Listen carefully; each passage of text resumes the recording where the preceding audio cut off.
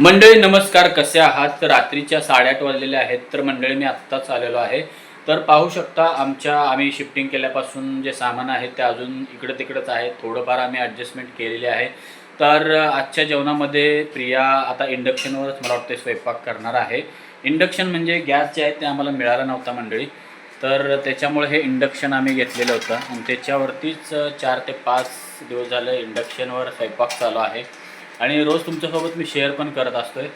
तर प्रिया, इंडक्शन भारी वाटतंय का गॅस असलेलं चांगलं आहे? मला इंडक्शन खरंच खूप बरं वाटलं, कारण इथं बघा आपला गॅस कसा एक तर कमी किंवा जास्त मोठा असतं, तसं इंडक्शन प्रत्येक वेगळ्यासाठी वेगळं मोड दिलेलं आहे आणि प्रत्येक याच्यामध्ये व्यवस्थित. आणि बघा कढईमध्ये पण आरामात आपण तळू शकतो. स्टीलची कढई आहे आणि खूप छान पद्धतीने तळलेलं आहे.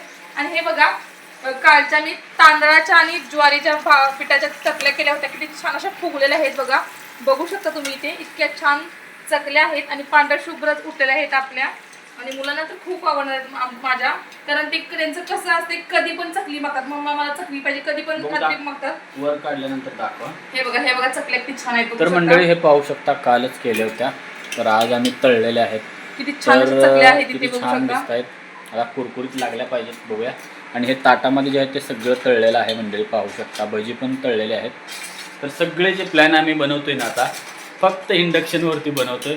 आणि इंडक्शनची आमची एक फजिती झाली मंडळी. इंडक्शन म्हणजे गॅस ज्यावेळेला आम्ही शिफ्टिंग केलं तिथं गॅस लाईन होती पहिल्या फ्लॅटवरती. म्हणजे एमएनजीएलचं जे आहे ते म्हणजे आपण कितीही वापरलं तर ती गॅस लाईन कंटिन्यू चालूच असते. म्हणजे पोस्टपेड जसं असतं तर तसं असतं. बिल येतं फक्त महिन्याला. आणि तिथं गॅस टाकीचा काही विषय झाला नाही. इथं जे आहे ते गॅस होता, टाक्या वगैरे आम्ही सगळेजण घेऊन आलो. तर मुद्दा असा होता की त्या रात्री ठरवलं आम्ही की आता इकडे गॅस आहे त्या फ्लॅटवरती, तर गॅस लाईन तर नाही आहे, तर इंडक्शन घ्यावं लागेल, कारण खायला काय तर पाहिजेच, कारण बाहेर आपण खाऊ शकत नाही. आणि गॅसवाल्याने सांगितलं होतं की तुमचा ॲड्रेस जो आहे तो बदलायला KYC करावं लागेल, कारण खूप 4 वर्ष झालं ना, आता गॅसचा आणि आमचा पण संबंध नव्हता, त्याच्यामुळे KYC केली. नंतर गॅस बुक झाला आणि त्यांनी सांगितलं की 1 आठवड्याचा टाईम लागेल तुम्हाला, त्याच्यानंतर तुम्हाला ॲटोमॅटिकली फोन येईल आणि गॅस भेटेल. मग त्या रात्री आम्ही इंडक्शन घेण्याचा निर्णय घेतला. छोटंसं म्हणलं इंडक्शन घेऊया, जेव्हा गॅसचा कधी प्रॉब्लेम येईल भविष्यात तेही वापरता येईल, अशा विचारानं आम्ही हे इंडक्शन छोटंसं घेतलेलं आहे. तर मंडळी आता स्वयंपाक जो चालू आहे तो इंडक्शनवरतीच चालू आहे, पाहू शकता. तर आता मंडळी तुम्हाला स्वयंपाकातलं जे आहे ना ते एकदम इन डिटेल दाखवतो जरा. हे पाहू शकता, हे इथं हे वडे चालू आहेत आपले बनवणं. हे इंडक्शन आहे, पाहू शकता. 3च दिवस झाले घेतलेले त्याला. आणि हे आपले इथं वडे बनत आहेत. वड्यासोबत जो आहे तो पाव पण घेऊ शकतो, पण मी आणायला विसरलेलो आहे. घरी आल्यानंतर प्रिया बोलली की आपण वडापाव करत आहे. आधी सांगायचं नाही का प्रिया? पाव आणायला सांगितलं असतं ना तर वडापाव तर खाल्ले असते ना आपण. ऍक्च्युली माझा आज डोसाचा प्लॅन होता, पण डोसा काही इंडक्शनवर चांगला बनला नाहीये. मग म्हणलं बटाट्याची भाजी आणि सांबार शिल्लकच होतं, म्हणलं चला आपण वडं बनवूया. आणि भज्याचा ट्राय केला, कारण मुलांनी सकाळपासून मला हट्ट केला की मम्मी हे जे कालच्या चकल्या आहेत त्या वाळलेल्या आहेत, हे मला भाजून पाहिजे म्हणून. मग ते पण मला तळायचं होतं, म्हणून मी कढई ठेवली होती, ते छान तळलं. त्यानंतर मला चला आपण भजी पण तळून घेऊया. आणि असा हा माझा प्लॅन झालेला तर आहे. मंडळी हे बघू शकता, काल ज्या भातुड्या काय ते कुरड्या तिने केल्या होत्या प्रियानं, हे आहेत. आणि इकडं ह्या वेगळ्या आहेत छोट्या, इथं भजी केलेले आहेत आणि इकडे वडे आहेत. तर आम्हाला आता हेच खायचं आहे आणि अजून थोडंसं पीठ आहे शिल्लक. तर तुम्ही म्हणाल मंडळी वडापाव किंवा जे आम्ही करतोय ते गावावरून आल्यानंतर ना मला असं वाटलं, मी बाहेरून येत होतो, घरी चाललो होतो, त्यावेळेला मी खूप सारे बटाटे घेतले होते आणि कांदे पण घेतले होते. कांदे 100 रुपयाला 5 किलो भेटलेले आणि बटाटो मला वाटते की काहीतरी 10 रुपये किलोनं मी घेतले होते. तर त्याच्यामुळं बटाटे खूप होते आणि कांदे पण खूप होते. तर त्याच्यामुळं आमचा हा जो प्लॅन आहे ना रोज असा चालू आहे. बटाट्यापासून जे बनतं आहे तेच सगळं प्रिया बनवत आहे, कारण एवढा सगळा बटाटा म्हणली की खराब होण्यापेक्षा थोडंसं आपण काय करूया की रोज काय तर बनवून खाऊया आणि मार्गी लावूया. तर असं झालेलं आहे. त्याच्यामुळं बटाटे भरपूर असल्यामुळं बघू शकता एवढे आपले वडे बनत आहेत. आणि भजी पण ह्याच्या आधी केले होते मंडळी, मागच्या त्या फ्लॅटवर होतो तेव्हा.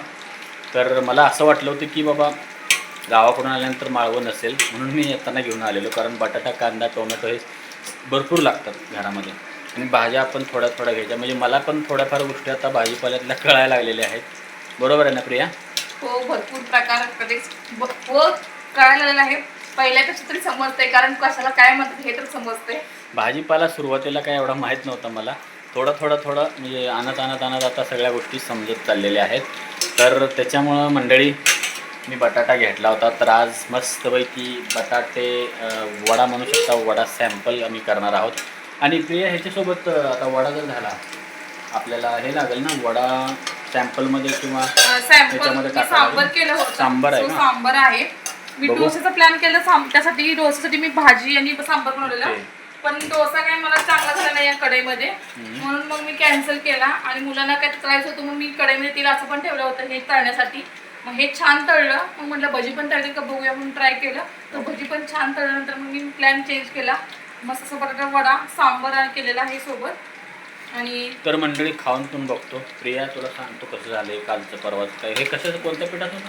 शाबू आणि बटाटा. शाबू आणि बटाटा. मंडळी शाबू आणि बटाट्याचं हे केलं होतं. हे पाहू शकता दुकानामध्ये असं भेटतं. तर चकलीसारखंच आहे, थोडं फक्त कुरकुरीत लागतं. बघतो मी मंडळी. हे तिखट आहेत चकल्या, ह्या कमी तिखटाच्या आहेत शाबूच्या आणि बटाट्याच्या. आणि ह्यानंतर बघा हे ज्वारी आणि तांदळाच्या चकल्या आहेत, छान वाळलेल्या आहेत. तर आत्ता मी मंडळी तिन्ही पण ट्राय केलेलं आहे. खूपच छान आणि कुरकुरीत लागतात, जसं दुकानमध्ये असतात तशाच.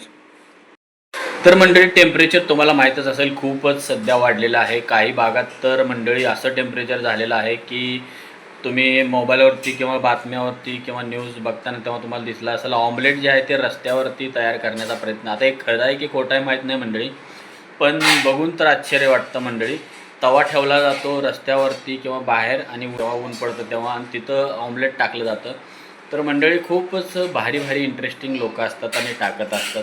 आता हे ऑमलेट होतं की न होतं एवढं काय मला माहीत नाही. मला वाटत नाही की ऑमलेट होत असेल खऱ्या अर्थानं. काही जणांनी प्रयोग पण केलेले आहेत, कारण व्हिडिओ जे आहेत ते व्हायरल होत आहेत की ऑमलेट रस्त्यावरती पण होतं. रस्त्यावरती किंवा कढई ठेवून जरी तुम्ही केलं तवा वगैरे तर ते ऑमलेट बनतं असं काही जण म्हणत आहेत. पण मला नाही वाटत ते होत असेल. तुम्हाला काय वाटतं म्हणजे तेही तुम्ही कमेंट करा. तर आता मला जरा गरम व्हायला लागलं किचनमध्ये, त्याच्यामुळं म्हणलं की इकडंच बसूया. आणि मुलं जे आहेत ना मंडळी तिथं कार्टून बघत बसलेले आहेत, म्हणजे आतल्या रूममध्ये. आणि मी इथं बसलेलो आहे हॉलमध्ये. आणि प्रिया किचनमध्ये जे आहे ते भजी बनवत आहेत, तुम्हाला दाखवलंच आहे.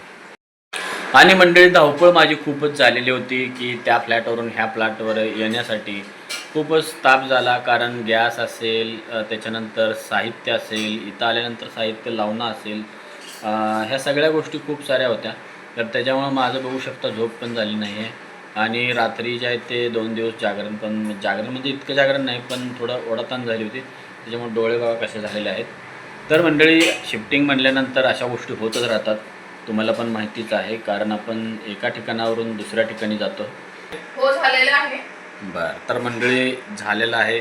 जे तुम्हाला मगाशी दाखवत होतो मी वडा आणि जे भजी आहेत ते पापड वगैरे जे कुरडी तळलेले आहे तर तेही तुम्हाला दाखवतो मंडळी कसं झालं आहे. तर हे पाहू शकता इंडक्शनवरती आमचं जे आजचं जेवण आहे ते असं आहे. वडे आहेत, भजी आहेत आणि हे वेगवेगळ्या पद्धतीच्या कुरड्या चटपटीत आहेत. तर मंडळी आजचं आमचं जेवण हेच आहे. तर मंडळी तुम्हाला कसं वाटलं जेवण कमेंट करा.